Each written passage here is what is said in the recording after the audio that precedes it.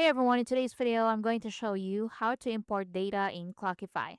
If you want to import data into Clockify instead of adding everything manually, I'll show you how to do it step by step. So start by opening Clockify in your browser. Click on the three dots at the top and tap on Workspace Settings. Now, once you're on Workspace Settings, at the right side, tap on Import beside Add-ons. And this is where you can import your data. Now, before importing, scroll down and hover over Download Template. So at the bottom, you can choose from users, clients, and projects, and timesheet. So this ensures your data is in the correct format. So tap on each of these to download the template, for example, timesheet, and it will be then downloaded to your computer.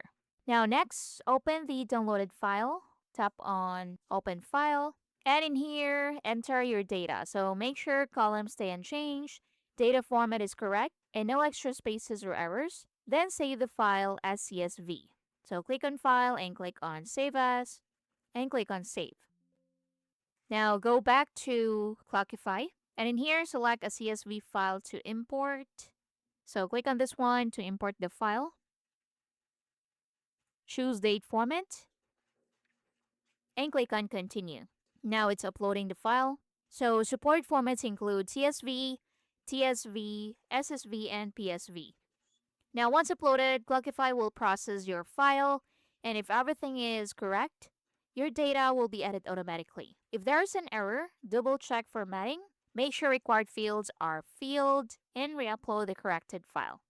And that's how you can import data into Clockify quickly and easily. Thanks for watching.